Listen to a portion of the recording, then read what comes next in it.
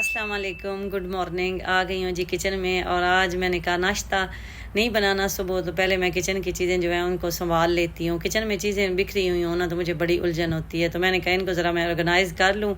जो एक दो दिन पहले शॉपिंग की थी उनमें से कुछ चीज़ें किचन की रहती थी, वो जहाँ रखी हुई थी तो वहीं अभी रखी हुई हैं। कल भी सारा दिन बिज़ी रही हूँ, तो आज मैंने कहा ये मैं समेटूँगी। फिर बच्चे आएंगे तो एक दफ़ा ही पराठा जो भी नाश्ता करेंगे, लंच जो भी करना हुआ तो वो करेंगे। तो यहाँ जी बस ये नट्स लेके आई थी, तो इनको कंटेनर में मैं डाल रही हूँ। पाकिस्तान में रहने वालों ने बाहर रहने वालों के बारे में एक माइंड बनाया हुआ है कि वहाँ महंगाई बिल्कुल नहीं है, हर चीज़ बड़ी ईज़िली मिल जाती है, सस्ती उनको मिल जाती है, उनके ख़र्चे बिल्कुल नहीं हैं। ये जब मैं पाकिस्तान जाती हूँ ना, अक्सर उनके क्वेश्चन से ये चीज़ फ़ील हो जाती है। तो ऐसा बिल्कुल नहीं है, बाहर के रहने वालों के ख़र्चे पाकिस्तान में रहने वालों से ज़्यादा हैं। मैं आपको एग्जांपल दूँ कि पाकिस्तान में कौन सा स्कूल है जिसकी फ़ीस लाखों में होगी। ज़्यादा बच्चों के स्कूल की फ़ीस 20,000, 30,000, 40,000 होगी। मैं स्कूलों की बात कर रही हूँ। फिर कॉलेज या आगे लेवल का मुझे आइडिया नहीं है, क्योंकि स्कूलों में मेरे जाने वालों के बच्चे पढ़ते रहते हैं। जबकि यहाँ स्कूलों की जो बेसिक फ़ी है वो लाखों से स्टार्ट होती है। इसी तरह आप रेंट लगा लें, रेंट है अगर यहाँ आप एक रूम का रेंट देते हैं 2,000 रुपया, 2,000 दिरहम अगर आप दें तो वो कितना बनेगा पाकिस्तानी, तकरीबन वो 70-80 हज़ार बनता है एक रूम का। लेकिन अगर आप 1 लाख रुपया वहाँ दें तो शायद आपको DHA में घर का एक पोर्शन पूरा मिल जाए रेंट पे। तो ये सारी चीज़ें कंपैरिजन करनी चाहिए, यहाँ ख़र्चे हैं।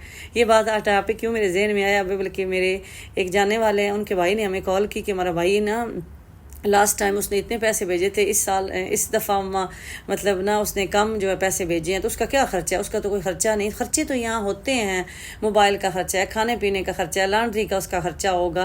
तो ये आप ना समझो पीछे रहते हैं ना, उनको ज़्यादा टेंशन ना दिया करें, टार्चर ना किया करें। परदेश में भी ख़र्चे हैं।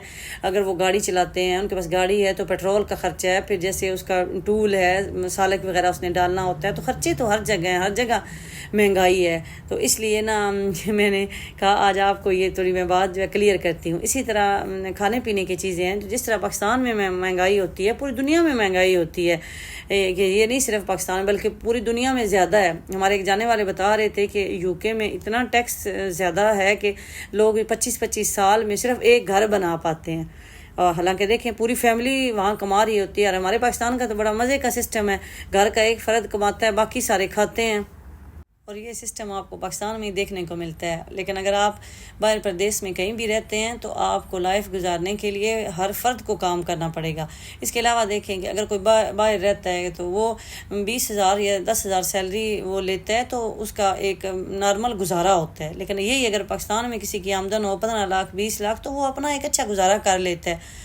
तो ये सारी चीज़ें आप माइंड में रखा करें कि बाहर वालों के भी अखराजात हैं। तो जिनके परदेसी कमाने वाले बाहर हैं तो उनको बस अपनी दुआओं में याद रखा करें, और उनको ज़्यादा जो है ना वो परेशान ना किया करें। वो जिन्होंने मुझे कॉल की, मैंने उनको भी कहा, मैंने कहा उनकी 1,000 दिरहम तो उनकी सैलरी है।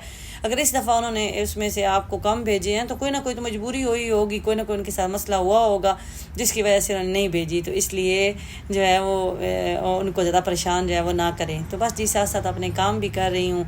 ये मैं जो रैप लाती हूँ फूड कवर, उसके लिए मैंने ये लगाया हुआ है फूड कवर होल्डर, तो उसमें डाल दिए है। और ये डिश वॉशर का साल्ट है फिनिश ब्रांड का, ये भी मैंने ऑनलाइन मंगवाया था, तो मैंने कहा इसको भी मैं ज़रा कंटेनर में डाल लूँ।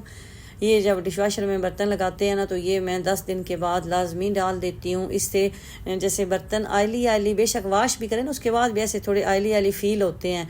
तो इसका मतलब ये होता है कि जो पानी जिससे हम वाश करते हैं ना, उसका जो खारा पानी है ना, ये साल्ट वो दूर करता है।